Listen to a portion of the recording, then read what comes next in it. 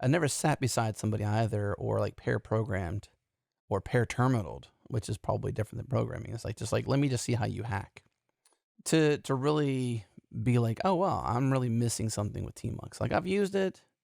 It's kind of kludgy in some cases, but maybe that's because I haven't gotten past that even like the Vim stage. Like I'm a fairly daily user of Vim, but very basic user of Vim still. Yeah. Like I even like getting to the end of lines or jumping lines or copying multiple lines or even yanking and pasting. Like those are I'm doing basics, you know.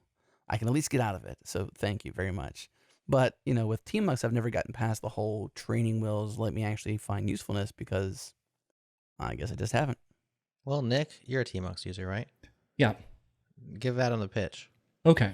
So if you like to use the terminal, let's say you're using Vim or whatever editor and running a whole bunch of different command line tools, maybe TUIs as well, and you don't want to leave your terminal to juggle multiple projects, I mean, you can use something like tmux sessions to have, let's say, maybe if you're working on the changelog source code, or maybe you have your own personal blog, or maybe you have a different project, like a side project that you're building, you can have a tmux session for all three of those things, and then use tmux to jump between each of those. And all three of those sessions, they might have their own window layouts that are, specific to that application. Like with the changelog source code, maybe you have your code editor in one window, maybe you have like Docker Compose up, or however you run your application in another window. And then, when you jump to your own personal blog, it has its own set of windows. So you can kind of switch between contexts very quickly and have everything just ready to go right there for you without having to be like, oh, I got to open up my code editor and split this window, open up a second terminal, and then, do all these things.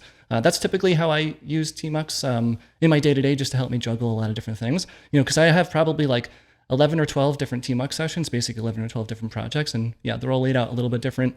I mean, tmux makes it super easy to, like, if I just want to open up a second window or split a plane vertically or horizontally, I can do that type of stuff and jump between those with hotkeys. Like if I want to go to window 1 or 2 or 3, that's just a hotkey away.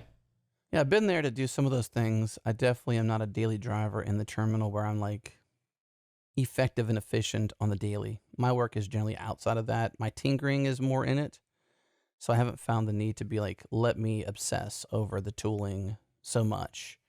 Right. What's wrong with multiple tabs? I have to go. See you later, guys. I had to ask the question because somebody out there's like, what's wrong with multiple tabs? You mean like just your terminal has multiple tabs open? Yeah.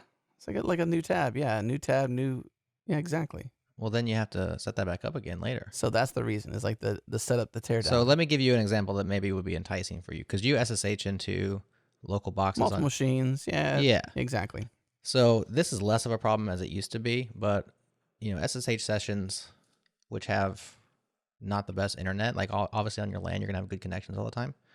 But anytime you're like SSH into a remote server where you may hang, you may have an internet outage, you may lose that session. This starts with good news screen. It goes way back, but tmux has its functionality as well. What you can do is you can SSH in, you can start tmux inside that remote machine. You can have multiple panes, multiple things, all the stuff you could have like with tabs on your own computer, but then you can also detach from that session and it stays running.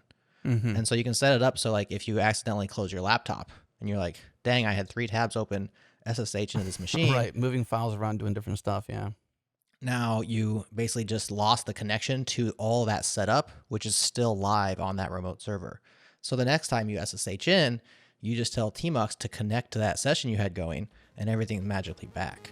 And so that's a big win.